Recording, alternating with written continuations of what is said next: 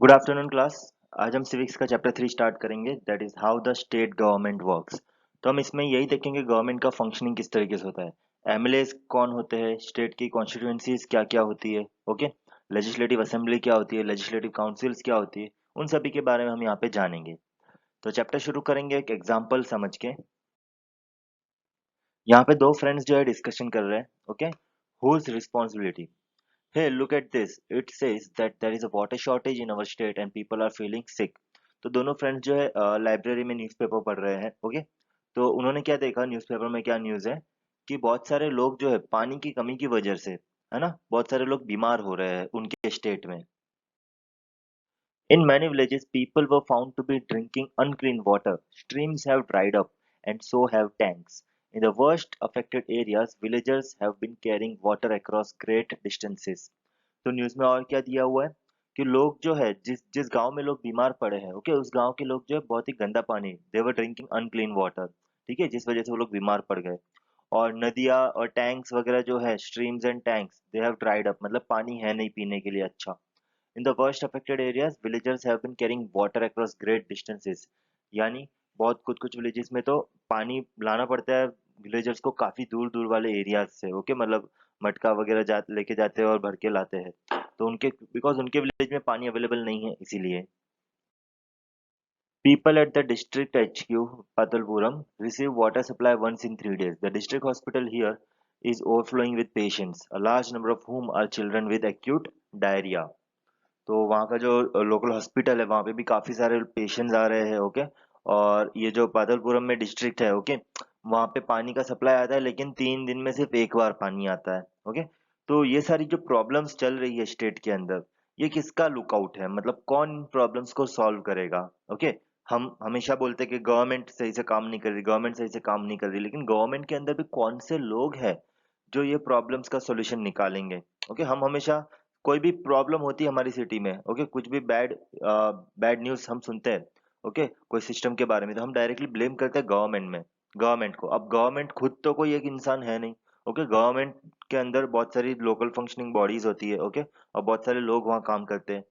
तो हम उन लोगों के एक्चुअल ब्लेम करते हैं, ओके, जो गवर्नमेंट के अंडर में वर्क कर रहे हैं। तो कौन सा डिपार्टमेंट किसका है, हेल्थ से रिलेटेड कुछ इशू है स्टेट में तो हम हेल्थ मिनिस्टर को दोषी ठहराएंगे, ओके। अगर बॉर्डर पे हमारे कुछ अटैकिंग हुआ है दूसरी कंट्री की तरफ से तो हम डिफेंस मिनिस्टर को दोषी ठहराएंगे, ओके। तो इस तरीके से रहता है, अलग अलग डिपार्टमेंट्स होते हैं सभी अलग अलग मिनिस्टर्स के, okay. On the TV news they said 10 people have died from diarrhea. Is that possible? Can one really die from it? Who knows? Just hope I don't get it. तो यहाँ पे क्या डिस्कशन कर रहे हैं कि बहुत सारे लोगों को डायरिया हुआ था जिसकी वजह से वो लोग हॉस्पिटल में एडमिट हुए थे। और लास्ट जो एक फ्रेंड है वो बता रही है कि उसने देखा था टीवी न्यूज चैनल पे कि 10 लोग जो है वो डायरिया के कारण मर गए थे।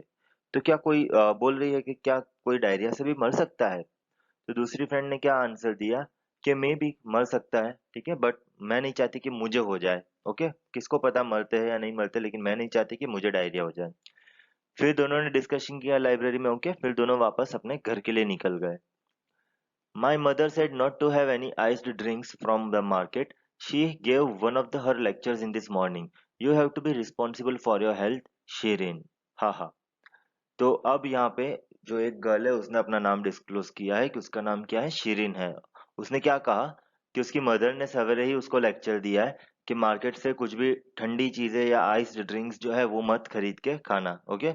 तुम्हें खुद की हेल्थ के लिए खुद ही रिस्पॉन्सिबल होना पड़ेगा, शिरीन, ओके। तो शिरीन एक गर्ल का नाम है, स्टार्टिंग से अभी तक दोनों कैरेक्टर में से किसी का नाम नहीं दिया था, तो यहाँ पे हमें एक कैरेक्टर का नाम पता चला है, दैट इज शिरीन, ओके। तो दूसरी लड़की हंसने लगी। ऐसा क्यों कहा उसकी मदर ने, वही क्योंकि सिटी के अंदर बहुत सारे लोग बीमार पड़ रहे हैं, ओके, हॉस्पिटल्स जो है फुल हो गए हैं पेशेंट से, ओके। तो अगर अब ये बीमार पड़ेंगे तो फिर इनको कहीं हॉस्पिटल में जगह भी नहीं मिलेगी और सिचुएशन काफी वर्स हो जाएगी। इसलिए हम पहले से ही इसकी मदर ने इसको वार्निंग दे दी है कि अपनी हेल्थ का ध्यान खुद ही रखना है, ओके, बाहर की चीजें वगैरह कुछ खाना नहीं है। तो अब ये दोनों साइकिल से अपने घर की तरफ जा रहे हैं। सडनली क्या हुआ, पुलिस इंस्पेक्टर ने उन्हें रोका। स्टॉप। क्यों रोका? This road is blocked due to the rally. They have garrowed the MLA's residence. Really? Why? Has he done something? Haha, they seem more angry about what he has not done. तो अब क्या हुआ, ये road block था, okay, तो इसलिए police inspector ने इनको रोका।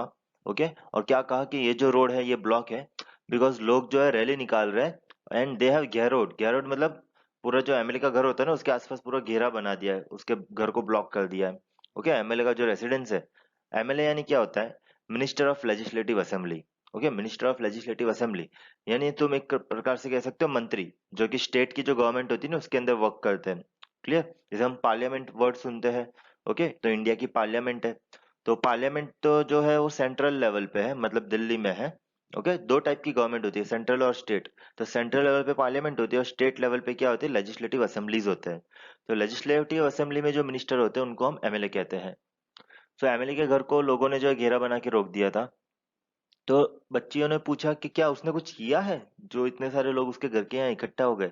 तो पुलिस इंस्पेक्टर ने क्या किया, क्या कहा कि उसने किया नहीं है, कुछ नहीं किया है इसलिए लोग इकट्ठा हो गए हैं। ओके, मतलब उसने अभी तक इतने सारे प्रॉब्लम्स हो रहे हैं सिटी के अंदर, लेकिन उसने अभी तक कोई भी मेजर स्टेप्स लिया नहीं है। ओके, जो कि सिटी के कंडीशंस के फेवर में हो। तो कुछ नहीं किया है इसलिए लोग यहाँ पे आके इकट्ठा हो गए हैं, अगर काम करते तो लोग खुश रहते, इन्होंने कुछ काम ही नहीं किया, ऐसा पुलिस इंस्पेक्टर ने उनको जवाब दिया। और ये देखो पीछे ये आदमी जो है भाषण दे रहा है, तुम देख सकते हो क्या, लोग इस तरीके से खड़े हो गए हैं सब।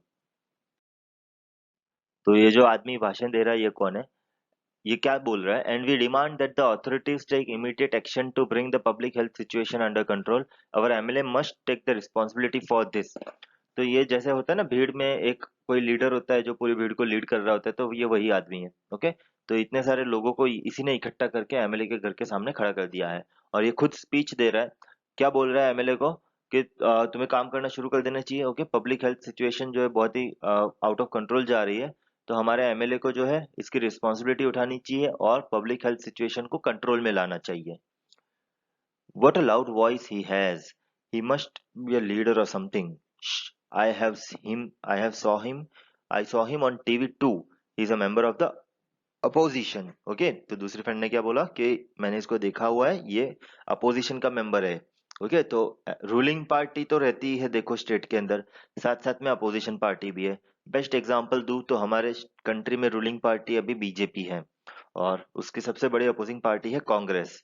देखा ही होगा न्यूज में डिबेट्स वगैरह, ठीक है, नरेंद्र मोदी मोदी जी कुछ अच्छा काम करते हैं, ओके, या कुछ गलती कर देते हैं, तो तुरंत ही राहुल गांधी जी की तरफ से स्टेटमेंट आ जाता है, ओके, कि राहुल गांधी ने ये बोला, ये पॉइंट बोला। क्लियर?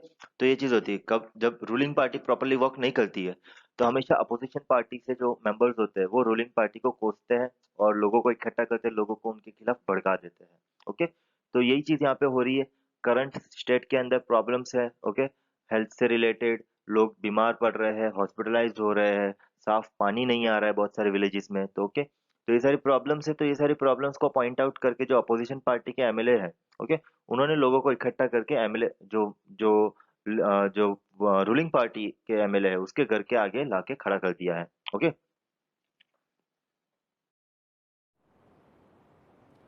ओके, तो अभी जो हमने एग्जांपल देखा उससे हमें ये तो समझ में आया कि अगर स्टेट में कुछ गड़बड़ चलती है तो रिस्पॉन्सिबिलिटी किसकी होती है, एमएलए की रिस्पॉन्सिबिलिटी होती है। हम भले बोलते हैं कि गवर्नमेंट सही से काम नहीं करे, लेकिन गवर्नमेंट के अंदर जो पर्सन जो वर्किंग होते हैं उसमें से एक नाम हमने समझा है एमएलए। ओके, तो पहले तो हम अपने गवर्नमेंट का सिस्टम क्या है वो समझ लेते हैं। तो इंडियन गवर्नमेंट जो है वो टोटल 3 हिस्सों में डिवाइडेड है। ओके, तो हमारी जो गवर्नमेंट जो है वो 3 हिस्सों में वर्क करती है। एक होता है लेजिस्लेटिव, एक होता है एग्जीक्यूटिव और एक होता है जुडिशरी। ओके, 3 हिस्सों में डिवाइडेड है गवर्नमेंट्स। और लेजिस्लेटिव क्या करता है, ये लॉज बनाते हैं। Okay, they makes laws. Executive क्या करते हैं, इम्प्लीमेंट करते हैं लॉज को, क्या करते हैं, जो लॉज बनाए गए वो इम्प्लीमेंट करते हैं। ओके, और जुडिशरी क्या करते हैं, जो लोग लॉ फॉलो नहीं करते, okay, those who does not follow law, जो लोग लॉ फॉलो नहीं करते, जुडिशरी उनको क्या करती है, पनिशमेंट देती है। It gives them punishment, it gives them punishment. Okay, तुमने देखा होगा सुप्रीम कोर्ट, हाई कोर्ट, तो ये सारे जुडिशरी के अंदर आ जाते हैं। ओके, और फिर हमारा जो पार्लियामेंट वगैरह होता है वो लेजिस्लेटिव के अंदर आ जाता है, क्योंकि वो लोग लॉस बनाते हैं। एग्जीक्यूटिव में कौन आ जाता है, पुलिस वगैरह आ जाते हैं। ठीक है, जैसे हम मान लेते हैं कि एक सिंपल एग्जांपल देते हैं, लेजिस्लेटिव असेंबली में एक लॉ बनाया गया कि भाई हेलमेट पहरवानु compulsory. Okay, helmet wearing is compulsory. तो ये लॉ बना दिया है ना, न्यू मोटर व्हीकल एक्ट बना दिया कि भाई हेलमेट वेयरिंग जो है कंपलसरी है, भले सिटी में हाईवे पे कहीं पे भी तुम टू व्हीलर चलाओगे तो तुम्हें हेलमेट पहनना पड़ेगा। तो एग्जीक्यूटिव क्या करेंगे, इस लॉ को इम्प्लीमेंट करेंगे। ओके, इस लॉ को इम्प्लीमेंट करेंगे यानी चेक करेंगे हर बार। तो यहाँ पे ट्रैफिक पुलिस जो रहती है वो एग्जीक्यूटिव में आ जाएगी। तो ट्रैफिक पुलिस चेक करेगी कि लोग इस लॉ को फॉलो कर रहे हैं या नहीं कर रहे। ओके, ये चेक करेंगे कि फॉलो हो रहा है या नहीं हो रहा है। और अगर नहीं हो रहा है फॉलो तो जो भी फाइन्स वगैरह होता है वो कलेक्ट करते हैं, और अगर सामने वाला फ़ाइन नहीं देता तो उसके ऊपर केस होता है। फिर केस की सुनवाई कौन करता है, जुडिशरी करती है। क्लियर, इस तरीके से हमारी स्टेट गवर्नमेंट मतलब हमारा जो इंडिया का गवर्नमेंट है वो वर्क करता है। ओके, डेमोक्रेसी है हमारे यहाँ पे। डेमोक्रेसी यानी हमें पता है, डेमोक्रेसी यानी हमारे लीडर्स को हम खुद इलेक्ट करते हैं। तो डेमोक्रेटिक गवर्नमेंट हमारी इस तरीके से वर्क करती है।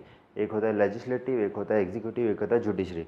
लेजिस्लेटिव क्या करते हैं, लॉज बनाते हैं। एग्जीक्यूटिव क्या करते हैं, लॉज को इम्प्लीमेंट करते हैं। और जुडिशरी पूरा डिवीजन ही अलग है, ये खाली ये क्या करता है कि जो लोग फॉलो नहीं करते लॉज को उनको ये पनिशमेंट देता है। फॉलो कर रहे हैं नहीं कर रहे वो कौन पता करता है, एग्जीक्यूटिव्स पता करते हैं। ओके, कि कौन लॉ फॉलो कर रहा है नहीं कर रहा है। जैसे एग्जीक्यूटिव में आईएएस ऑफिसर हो गया, इनकम टैक्स ऑफिसर हो गया, ये सारे ऑफिसर्स जो आते हैं वो एग्जीक्यूटिव में आ जाते हैं। ओके, तो मैंने एक एग्जांपल भी बताया, हेलमेट पहनने का जो लॉ अगर बनता है तो एग्जीक्यूटिव वाले ये लॉ बनाएंगे, सॉरी लेजिस्लेटिव वाले लॉ बनाएंगे, एग्जीक्यूटिव वाले देखेंगे कि भाई फॉलो हो रहा है या नहीं हो रहा है। और नहीं फॉलो हो रहा है तो फिर उनको पनिशमेंट दी जाएगी। पनिशमेंट में भी हो सकता है उन्हें फ़ाइन पे करना पड़े, हो सकता है या फिर उनको जेल भी हो जाए। क्लियर यहाँ तक? ओके, तो अब हम देखेंगे ये जो हम इस चैप्टर में मेन पार्ट जो देखने वाले हैं लेजिस्लेटिव लोगों का पार्ट देखने वाले हैं। ओके, जो लोग लॉज बनाते हैं। क्लियर, जो लोग लॉ बनाते हैं तो उसके बारे में पढ़ने वाले हैं। तो लेजिस्लेटिव में जैसे अगर मैं इंडिया लेवल पे बात कर लूँ तो हमारी जो पार्लियामेंट है, तुमने सुना होगा पार्लियामेंट, वर्ड सुना ही होगा। ओके, दिल्ली में है पार्लियामेंट। तो पार्लियामेंट के अंदर जो मिनिस्टर्स बैठते हैं, ओके, वो लोग लॉज बनाते हैं। तो सेंट्रल लेवल यानी मैं पूरे इंडिया की बात कर रहा हूँ। सेंट्रल लेवल पे क्या होता है, पार्लियामेंट होती है। ओके, पार्लियामेंट के अंदर लोकसभा और राज्यसभा होते हैं। ओके, क्या क्या होती है, लोकसभा और राज्यसभा।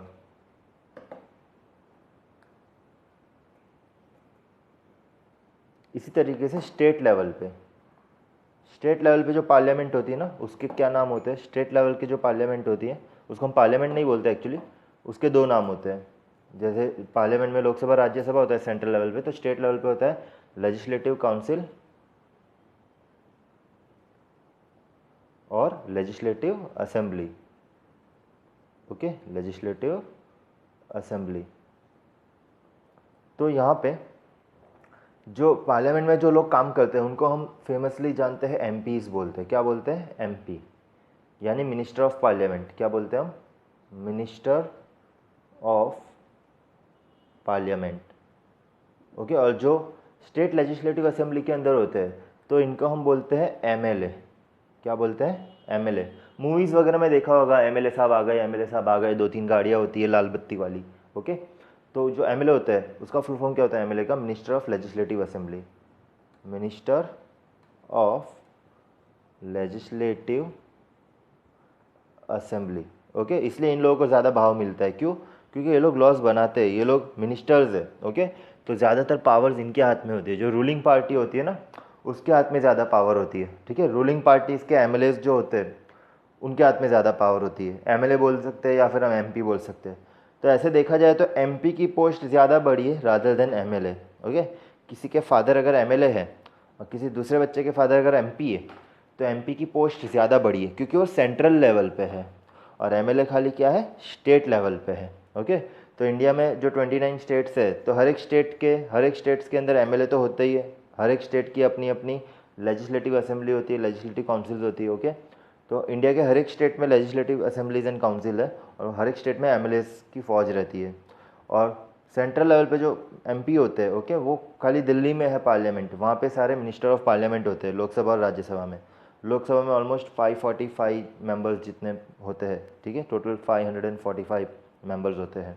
क्लियर, हम यहाँ पे सेंट्रल लेवल की ज़्यादा डिस्कशन नहीं करेंगे, हम मेन डिस्कशन करेंगे स्टेट लेवल पे, ओके, कि स्टेट लेवल पे गवर्नमेंट जो है किस तरीके से वर्क करती है। हम सेंट्रल लेवल पे नहीं जाएंगे अभी से, हम खाली स्टेट लेवल पे देखेंगे कि स्टेट लेवल पे गवर्नमेंट जो है किस तरीके से वर्क करती है। ओके, तो हमारा सबसे पहला टॉपिक जो है चैप्टर में यही है, जैसे कि मैंने बताया तुम लोगों को एमएलए क्या होता है। Okay, so who is an MLA. Okay, तो यही हमारा फर्स्ट टॉपिक है। जैसे हमने अभी अभी देखा एग्जाम्पल में कि दोनों बच्चियाँ जब घर जा रही थी तो उनको रास्ते में रोक दिया गया, क्यों? क्योंकि आगे रोड ब्लॉक था, लोगों ने रैली निकाली थी, लोग एमएलए के घर के बाहर हंगामा कर रहे थे। क्यों? स्टेट के अंदर प्रॉब्लम चल रही है, तो किसके घर के बाहर हंगामा करेंगे? एमपी के घर के बाहर या एमएलए के घर के बाहर? एमएलए के घर के बाहर। ओके, हर एक स्टेट के अंदर जो अलग अलग सिटीज़ होती है, तो हर एक सिटीज़ में अलग अलग एमएलएज होते हैं। ओके, तो जिस सिटी में प्रॉब्लम चल रहा है उस सिटी के एमएलए के घर के बाहर जाके, है ना, वहाँ पे आतंक मचाएंगे, वहाँ पे एमएलए को बोलेंगे कि भाई हमारी मांगे सुनो, हमारी मांगे पूरी करो, इस तरीके से।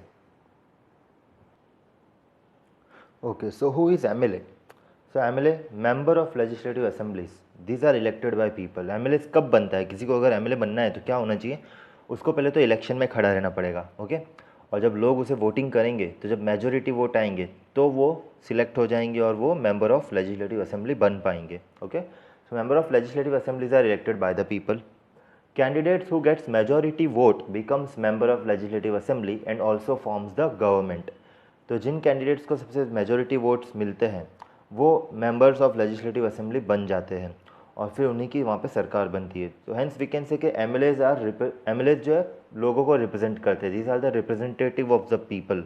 ओके, हम लोग डायरेक्टली वोटिंग करते हैं, हम अपने एमएलएस को चुनते हैं। ओके, और वही हमारे लिए फिर वहाँ पे काम करते हैं, पार्लियामेंट के अंदर, गवर्नमेंट के अंदर वो हमारे लिए फिर वर्क करते हैं। और जब हमें पता लगता है कि कोई अगर प्रॉपरली वर्क नहीं कर रहा है तो जो अपोजिशन पार्टी है, ओके, मतलब ये काम हमारा भी नहीं है कि हम देखो जैसे हम लोग तो क्या करते हैं, बच्चे हैं पढ़ाई करते हैं, जो घर पे बड़े लोग हैं वो बिज़नेस करते हैं, काम पे जाते हैं। ओके, तो हम लोग तो इतना ध्यान नहीं रखते ना कि वहाँ पे असेंबली में सब प्रॉपरली चल रहा है कि नहीं चल रहा है, पार्लियामेंट के अंदर चल रहा है नहीं चल रहा है। तो वहाँ पे साथ साथ में अपोजिशन पार्टी भी रहती है। ओके, तो जो रूलिंग पार्टी है वो अपनी मन मर्जी के काम ना करे, इसलिए साथ साथ में अपोजिशन पार्टी रहती है। तो रूलिंग पार्टी जहाँ जहाँ कुछ गलत काम करती है तो तुरंत अपोजिशन पार्टी उसको पॉइंट आउट करती है। ओके, तो मेंबर ऑफ लेजिस्लेटिव असेंबली यानी अब लेजिस्लेटिव असेंबली में कितने मेंबर्स होंगे वो डिपेंड करता है स्टेट के अंदर। हर एक स्टेट के अपने नंबर ऑफ कॉन्स्टिट्यूंसीज होती है। ओके, तो हर एक स्टेट में जैसे हमें पता है स्टेट के अंदर बहुत सारे अलग अलग सिटीज़ होती है, उसी तरीके से मैं बोल सकता हूँ कि बहुत सारी अलग अलग कॉन्स्टिट्यूंसीज होती है। कॉन्स्टिट्यूंसीज यानी एरिया वाइज स्टेट को डिवाइड किया जाता है। ओके, एरिया वाइज स्टेट को डिवाइड किया जाता है, हर एक एरिया में से फिर एक एक एमएलए सिलेक्ट होकर बाहर आता है। ओके, जैसे मान लेते हैं कि 4 कैंडिडेट्स खड़े हो गए, मान लेते हैं हम किसी एक पर्टिकुलर कॉन्स्टिट्यूंसी की बात करें। ओके, तो मान लेते हैं वहाँ पे 4 एमएलएस खड़े हो गए हैं, फर्स्ट, सेकंड, थर्ड और फोर्थ, और मान लेते हैं वहाँ पे वोटिंग हुआ। ठीक है, उस कॉन्स्टिट्यूंसी के अंदर मान लेते हैं जो पॉपुलेशन है वो 10,000 लोगों की पॉपुलेशन है। ओके, जो हम एक एग्जांपल मान रहे हैं, एक कॉन्स्टिट्यूंसी है जहाँ पे 10,000 लोग रहते हैं, वहाँ पे 4 कैंडिडेट्स इलेक्शन में खड़े हुए हैं। ओके, फिर सभी को वोटिंग्स होती है, हमने देखा इलेक्शंस होते हैं हमारे यहाँ पे। ओके, वोटिंग होता है, तो जब वोटिंग हुआ तो हर एक कैंडिडेट को अलग अलग नंबर ऑफ़ वोट्स मिले। मान लेते इसको 2,000 मिले।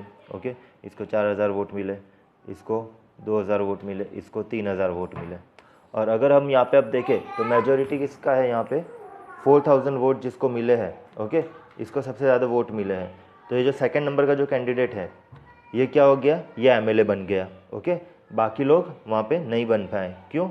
क्योंकि इन लोग के वोटिंग्स कम थे। ओके, तो ये एमएलए बन गया। मान लेते ये कौन सी पार्टी का था?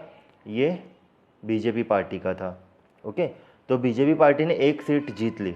मान लेते ये पूरा बड़ा अपना स्टेट है, ऐसे स्टेट कभी स्क्वायर होता नहीं है, ये पूरा स्टेट है। ओके, ये तो मैंने अभी एक कॉन्स्टिट्यूंसी का एग्जांपल दिया है कि मान लेते यहाँ पे एक कॉन्स्टिट्यूंसी है। ओके, फर्स्ट नंबर की कॉन्स्टिट्यूंसी, तो यहाँ पे जब 4 लोग खड़े थे, ओके, एक कांग्रेस वाला खड़ा था, एक अदर पार्टी का खड़ा था। ओके, अदर पार्टी, ठीक है, अलग अलग पार्टी के लोग खड़े थे। तो वहाँ पे जो फर्स्ट नंबर की कॉन्स्टिट्यूंसी में जहाँ पे 10,000 लोग रहते थे उस पर्टिकुलर स्टेट के अंदर। ओके, तो वहाँ पे जब वोटिंग हुआ तो ये जो बीजेपी वाला जो एमएलए था उसको ज़्यादा वोट मिले तो वो जीत गया। तो ये जो फर्स्ट नंबर की कॉन्स्टिट्यूंसी है यहाँ से बीजेपी का एमएलए आया। किसका एमएलए आया? बीजेपी का एमएलए आया। ओके, इसी तरीके से बहुत सारे कॉन्स्टिट्यूंसीज होंगे, second number constituency, third number constituency, fourth number constituency. Okay, तो हर एक कॉन्स्टिट्यूंसी में वोटिंग होगा। फिर पता चला सेकंड वाले में कांग्रेस का एमएलए आया, फोर्थ वाले में फिर से बीजेपी का एमएलए आया। ओके, तो फिर यहाँ पे हम देखेंगे अगर टोटल 50 कॉन्स्टिट्यूंसीज है, ओके, टोटल अगर 50 कॉन्स्टिट्यूंसीज है तो कितनी कॉन्स्टिट्यूंसी में बीजेपी आई और कितने में कांग्रेस आया। तो अगर जिसके ज़्यादा एमएलएज होंगे वो पार्टी रूलिंग पार्टी बन जाएगी। ओके, और अदर जो एमएलए है वो लोग अपोजिशन में बैठेंगे। ओके, मान लेते हैं कि ये स्टेट में वोटिंग हुआ तो टोटल 50 कॉन्स्टिट्यूंसीज थी, तो ज़्यादातर सीटें जो है बीजेपी ने जीती। ओके, तो बीजेपी की सरकार बन गई। लेकिन जिस जिस कॉन्स्टिट्यूंसी में कहीं कहीं पे कांग्रेस के भी एमएलएज जीते थे, ओके, तो वो सारे एमएलएज भी लेजिस्लेटिव असेंबली में रहेंगे, लेकिन उनका काम क्या होगा, वो अपोजिशन पार्टी में रहेंगे क्योंकि वो रूलिंग पार्टी में तो है नहीं। ओके, तो अब हम देखेंगे कि ये लेजिस्लेटिव असेंबली के अंदर कॉन्स्टिट्यूंसीज क्या होता है, वोटिंग कैसे होता है। So every state has a legislative assembly. हर एक स्टेट की अपनी लेजिस्लेटिव असेंबली होती है, यानी क्योंकि हर एक स्टेट में हमें पता है चीफ मिनिस्टर होता है, गवर्नर होता है, तो हर एक स्टेट में गवर्नमेंट होगी, तो हर एक स्टेट की लेजिस्लेटिव असेंबली होती है। ओके, और हर एक स्टेट डिफरेंट डिफरेंट एरियाज़ में डिवाइडेड होता है, यानी डिफरेंट डिफरेंट एरियाज़ यानी हम कॉन्स्टिट्यूंसीज कह सकते हो। Okay, each state is divided into different constituencies. Depend करता है वो स्टेट कितना बड़ा है, वहाँ पे कितनी कॉन्स्टिट्यूंसीज होगी। मान सकते हैं, जैसे यहाँ पे एग्जांपल दिया, हिमाचल प्रदेश के 68 कॉन्स्टिट्यूंसीज हैं। ओके, तो हिमाचल प्रदेश के टोटल 68 कॉन्स्टिट्यूंसीज हैं, तो वहाँ पे उसकी जो लेजिस्लेटिव असेंबली होगी वहाँ पे टोटल 68 एमएलएज होंगे। क्यों? क्योंकि हर एक कॉन्स्टिट्यूंसी में से एक एमएलए तो आएगा ही ना, तो 68 कॉन्स्टिट्यूंसीज है तो 68 एमएलएज आएंगे। ओके, फिर बात करूँ गुजरात की, तो गुजरात में 182 कॉन्स्टिट्यूंसीज हैं। ओके, तो गुजरात टोटल 182 पार्ट्स में डिवाइडेड है, 182 एरियाज़ में डिवाइडेड है। तो गुजरात की लेजिस्लेटिव असेंबली में 182 एमएलएज होते हैं। ओके, एक बार मैप दिखा था उसमें अच्छे से समझ में आएगा। तो जैसे कि हम यहाँ पे देख सकते हैं, ये हिमाचल प्रदेश का मैप दिया हुआ है। तो यहाँ पे हिमाचल प्रदेश की टोटल 68 कॉन्स्टिट्यूंसीज है। तो पूरा जो स्टेट है वो छोटी छोटी कॉन्स्टिट्यूंसीज में डिवाइडेड है। ओके, उसके सिटी के बेसिस पे नहीं, अलग अलग डिस्ट्रिक्ट के अंदर भी छोटे छोटे पार्ट्स होते हैं, तो अलग अलग कॉन्स्टिट्यूंसीज वहाँ पे रहती है, एरिया वाइज रहता है। ओके, तो यहाँ पे टोटल छोटी छोटी मिला के टोटल 64 कॉन्स्टिट्यूंसीज है। पॉपुलेशन के ऊपर डिपेंड करता है कि उस डिस्ट्रिक्ट में कितनी कॉन्स्टिट्यूंसीज होगी। पॉपुलेशन ज्यादा है तो कॉन्स्टिट्यूंसी कम होगी। जैसे कि ये एरिया बहुत बड़ा है, 21 नंबर वाला, तो मे बी यहाँ पे पॉपुलेशन काफी कम है, तो इस यहाँ से एक ही एमएलए आता है। ओके, यहाँ पे काफी छोटे छोटे पार्ट्स हैं, यानी यहाँ पे पॉपुलेशन ज्यादा है, तो यहाँ पे छोटे छोटे कॉन्स्टिट्यूंसीज बनाए गए हैं और हर एक पार्ट में से एमएलए आता है। ओके, ये ऊपर जम्मू कश्मीर है, यहाँ पे पंजाब है, यहाँ पे उत्तराखंड है, और ये बीच में हमारा पूरा हिमाचल प्रदेश है। ओके, और मैं अगर बात करूँ આપણો गुजरात की, ओके, तो આપણા ગુજરાતમાં 182 कॉन्स्टिट्यूएंसीज है। कितनी है टोटल? 182। ओके, तो यहाँ पे गुजरात के भी तुम डिविजन्स देख सकते हो। ये एरिया में ज्यादा छोटे छोटे डिविजन्स है, जबकि यहाँ पे कच्छ भुज की तरफ बड़े बड़े डिविजन्स है। क्यों? यहाँ पे पॉपुलेशन कम है। ओके, तो इतने बड़े एरिया में खाली एक ही एमएलए आता है, जबकि यहाँ पे पॉपुलेशन काफी ज्यादा है, अहमदाबाद वडोदरा वगैरह, ओके, राजकोट वगैरह। तो यहाँ पे तुम देखोगे छोटे छोटे पार्ट्स में डिवाइडेड है सारे। ओके, तो छोटा पार्ट हो गया, तो हर एक छोटे पार्ट में से एक एक एमएलए रहता है लेजिस्लेटिव असेंबली के अंदर। ओके, तो આપણા ગુજરાતમાં કેટલી છે? 182 कॉन्स्टिट्यूएंसीज। ओके, और हिमाचल प्रदेश में हमने देखी 68 कॉन्स्टिट्यूएंसीज। ये सूरत का मैंने जूम किया है। ओके, यहाँ पे देख सकते हो सूरत में भी डिविजन्स है, ये व्यारा हो गया, बारडोली हो गया, कतारगाम हो गया। ओके, वेस्ट सूरत, ईस्ट सूरत, यहाँ पे अलग अलग छोटी छोटी कॉन्स्टिट्यूएंसीज है बहुत सारी। ओके, मेन सूरत सिटी में तुम देखोगे तो यहाँ पे ज्यादा कॉन्स्टिट्यूएंसीज है, टोटल 7 है सूरत के जोन्स। ओके, तो जहाँ से 7 टोटल एमएलएज जाते हैं हमारे लेजिस्लेटिव असेंबली में। ओके, तो मैप में बराबर समझ में आया होगा कॉन्स्टिट्यूएंसीज किस तरीके से डिवाइडेड रहती है। ओके, तो हिमाचल प्रदेश की हमने देखी 68 है, गुजरात की 182 है। ओके, हिमाचल प्रदेश की हमें याद रखनी है, ये क्वेश्चन एग्जाम में आ सकता है यहाँ पे। ओके, इस चैप्टर में से।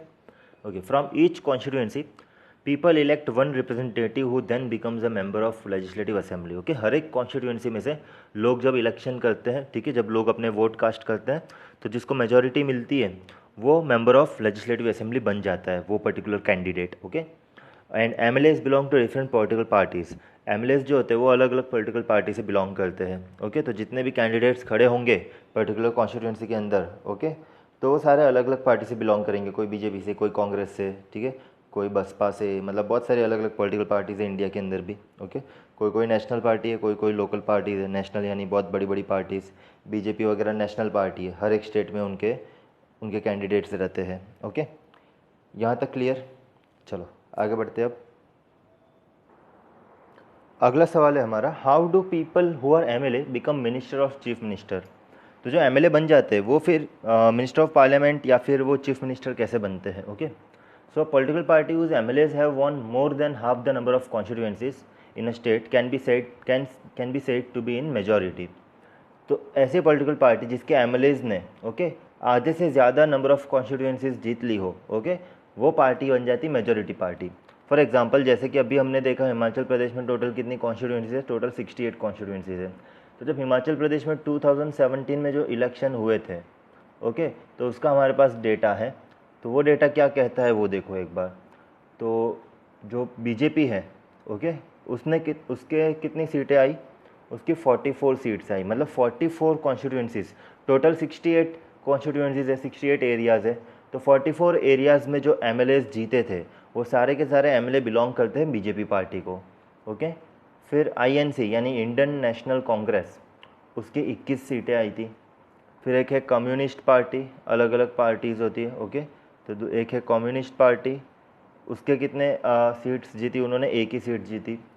फिर इंडिपेंडेंट्स जो कि किसी भी पार्टी से बिलोंग नहीं करते, ऐसे भी मेंबर्स खड़े होते हैं। ओके, जो किसी भी पार्टी से बिलोंग नहीं करते, तो इंडिपेंडेंट 2 लोग जीते थे। ओके, तो ये इंडिपेंडेंट है, किसी पार्टी से बिलोंग नहीं करते। तो इन सब का अगर हम हिसाब किताब करें तो ये सारा टोटल कितना हो गया, टोटल 68 कॉन्स्टिट्यूएंसीज थी हिमाचल प्रदेश में। तो 68 में से 44 बीजेपी ने, 44 एमएलएज जो है वो बीजेपी के हैं। ओके, जो एमएलएज जो अलग अलग कॉन्स्टिट्यूएंसीज में जीते वो एमएलए किससे बिलोंग करते हैं, बीजेपी से बिलोंग करते हैं वो कैंडिडेट्स। 21 इंडियन नेशनल कांग्रेस से, कोई एक कम्युनिस्ट से और इंडिपेंडेंट पार्टी से, मतलब कोई किसी भी पार्टी में नहीं है, 2 लोग हैं ऐसे। ठीक है, तो अब देखो वापस, a political party whose MLAs have one more than half the number of constituencies. तो half the number of constituencies यानी 68 है टोटल कॉन्स्टिट्यूएंसी, तो 68 का आधा कितना हुआ, 34। तो 34 सीट से ज़्यादा जो सीट जीतेगी उसको हम बोलेंगे मेजॉरिटी। वो पार्टी क्या है, मेजॉरिटी में है। Okay, so political party whose MLAs have one more than half the number of constituencies in a state can be said it to be in majority. The political party that has the majority is called the ruling party. तो अब इस state में ruling party क्या हो जाएगी, BJP ruling party हो जाएगी। Okay, तो चीफ मिनिस्टर वगैरह जो भी है वो ये जो एमएलए सिलेक्ट हुए इन्हीं में से कोई ना कोई चीफ मिनिस्टर बनेगा। ओके, कोई ना कोई मिनिस्टर बनेगा। क्लियर, तो ये लोग आपस में से खुद में से ही फिर सिलेक्ट करते हैं किसको चीफ मिनिस्टर बनाना है। Okay, all the other members are called opposition. So ये बाकी के जो सारे लोग हो गए, तो ये भी मिनिस्टर ऑफ लेजिस्लेटिव असेंबली तो बन गए हैं लेकिन इनकी सरकार नहीं बनी। ओके, ये लोग मिनिस्टर ऑफ लेजिस्लेटिव असेंबली तो बन गए लेकिन इनकी गवर्नमेंट फॉर्म नहीं हुई, गवर्नमेंट जो है बीजेपी की फॉर्म हुई। तो ये लोग क्या हो जाएंगे, अपोजिशन में हो जाएंगे। ओके, ज़्यादातर लॉज वगैरह कौन बनाएंगे, सब लोग मिलके ही बनाएंगे। ओके, लेकिन कुछ भी अगर स्टेट के अंदर प्रॉपरली फंक्शनिंग नहीं हो रहा है गवर्नमेंट का, तो लोग तो अपोज करेंगे ही बीजेपी को, साथ साथ में अपोजिशन वाले जो लोग हैं वो भी अपोज करेंगे। क्लियर, तो इस तरीके से एमएलएज के इलेक्शंस होते हैं। फिर एमएलएज एक बार इलेक्ट हो गए तो जो मेजॉरिटी एमएलएज होते हैं जिस पार्टी से बिलोंग करते हैं, तो जिस पार्टी के सबसे आधे से ज़्यादा कॉन्स्टिट्यूंसीज पे जीत हासिल हुई है तो वो पार्टी मेजॉरिटी में कहलाती है। फिर जो मेजॉरिटी वाली पार्टी होती है वही रूलिंग पार्टी बनती है। ओके, और बाकी सारे जो मेंबर्स होते हैं वो सारे क्या बन जाते हैं, अपोजिशन पार्टी के मेंबर्स बन जाते हैं। Clear, after the elections MLAs belonging to the ruling party will elect their leader who will become the chief minister. Election खत्म हो जाते हैं, फिर पता चल गया रूलिंग पार्टी कौन है, तो रूलिंग पार्टी के जो एमएलएज होते हैं वो अपने आप में से जो उनके जो लीडर होते हैं ओके उसको सिलेक्ट करते हैं और उसी को फिर चीफ मिनिस्टर बनाते हैं। ओके, जैसे हिमाचल प्रदेश में बीजेपी के जो एमएलएज है उन्होंने श्री जयराम ठाकुर को चूज़ किया as their leader and chief minister.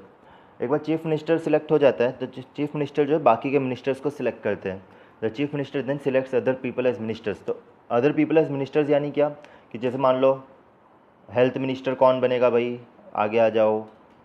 फिर एजुकेशन मिनिस्टर कौन बनेगा भाई, आगे आ जाओ। तो अलग अलग डिपार्टमेंट्स होते हैं ना, finance minister, education minister, health minister, defence minister. Okay, तो अलग अलग जो डिपार्टमेंट्स के जो मिनिस्टर्स होते हैं उनको सिलेक्ट करते हैं chief minister. Okay, the governor of the state then appoints the chief minister and other ministers. तो इन सब जो एक बार सिलेक्शन हो गया सभी लोग, भाई ये बंदा चीफ मिनिस्टर बनेगा, ये बंदा हेल्थ मिनिस्टर बनेगा, ये बंदा एजुकेशन मिनिस्टर बनेगा, ओके।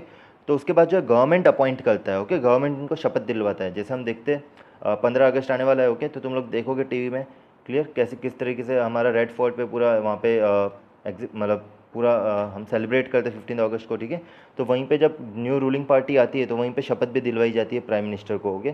तो इसी तरीके से स्टेट के अंदर जो है गवर्नर शपथ दिलवाता है, okay. Governor appoints the chief minister and other ministers of the state. Central level पे प्रेसिडेंट अपॉइंट करता है और स्टेट लेवल पे गवर्नर अपॉइंट करते हैं, ओके। तो गवर्नर जो है फिर चीफ मिनिस्टर और उन सबको अपनी अपनी पोजीशन जो है अपॉइंट करेंगे, और एक बार अपॉइंट हो जाते हैं फिर चीफ मिनिस्टर बन जाते हैं, मिनिस्टर्स की टीम हो जाती है, ठीक है। तो मिनिस्टर्स की टीम में जो लोग होते हैं उनके दो रोल होते हैं, एक तो वो एमएलए भी होते हैं, यानी उनको स्टेट की लेजिस्लेटिव असेंबली में भी पार्टिसिपेट करना पड़ेगा, और दूसरा उनको जो पर्टिकुलर ऑफिस मिला है, जैसे हेल्थ मिनिस्टर है तो उनको अपने पर्टिकुलर ऑफिस में भी जाके अपना काम करना पड़ेगा, जो कि हेल्थ डिपार्टमेंट का रहेगा, ओके। देन आगे हम पढ़ेंगे the chief minister and other ministers have the responsibility of running various government departments और मिनिस्ट्रीज़।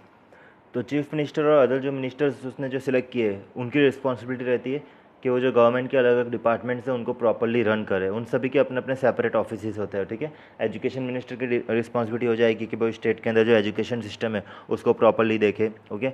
हेल्थ मिनिस्टर की रिस्पॉन्सिबिलिटी हो जाएगी कि जो स्टेट के अंदर जो पब्लिक हेल्थ सर्विसेज जो है उनको प्रॉपरली उस पर निगरानी रखे, वो प्रॉपरली वर्क कर रहे हैं कि नहीं उसका जायज़ा करे, okay. A legislative assembly is a place where all the MLAs, whether from the ruling party or from the opposition party, meets to discuss various things.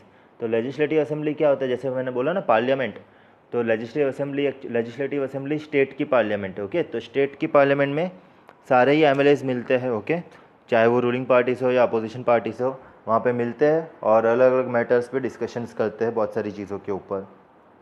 Some MLAs have dual responsibility, कुछ कुछ MLAs की दो responsibility होती है। एक तो कि वो खुद एक एमएलए है, ओके, तो उनको लेजिस्लेटिव असेंबली में जब भी मीटिंग्स होती है तो वहाँ भी जाना पड़ेगा, और एक वो खुद एक मिनिस्टर है, तो उनका जो भी डिपार्टमेंट है उसे उनको जो है वो अपना डिपार्टमेंट भी संभालना पड़ेगा, ओके। तो डुअल रिस्पॉन्सिबिलिटी हो गई, एक तो एमएलए भी है और दूसरा मिनिस्टर भी है। मिनिस्टर जैसे मिनिस्टर ऑफ हेल्थ या फिर मिनिस्टर ऑफ फाइनेंस, जो भी डिपार्टमेंट उनको सौंपा गया है, ओके। तो दो दो रिस्पॉन्सिबिलिटीज़ भी कुछ कुछ एमएलएस की रहती है। क्लियर है यहाँ तक? किस तरीके से हमने देखा एमएलए इलेक्ट होते हैं, ठीक है। पहले तो कैंडिडेट्स खड़े रहते हैं इलेक्शन में, वो सिलेक्ट हो जाते हैं, मेजोरिटी मिल जाती है वोट्स, ओके, ज़्यादा वोट्स मिल जाते हैं तो वो एमएलए बन जाते हैं। और रूलिंग पार्टी कैसे बनती है, जब किसी भी पार्टी के ज़्यादातर एमएलएज ने, ओके, हाफ कॉन्स्टिट्यूंसीज से ज़्यादा सीटों पे जीत हासिल की है तो फिर वो पार्टी रूलिंग पार्टी बन जाती है, ओके। और बाकी सारे एमएलएज जो होता है वो अपोजिशन पार्टी से रह जाते हैं, ओके। फिर हमने देखा जो रूलिंग पार्टी होती है वो अपने आप में से ही अपने लीडर को सिलेक्ट करती है, जो कि चीफ मिनिस्टर बनते हैं। चीफ मिनिस्टर फिर बाकी के मिनिस्टर्स को अपॉइंट करते हैं, ओके, और इन सबको मिनिस्टर्स को सिलेक्ट करते हैं। चीफ मिनिस्टर बाकी के सारे मिनिस्टर्स को सिलेक्ट करेंगे, ओके। और फिर गवर्नर जो है, governor appoints the chief minister and the other members, other ministers, okay.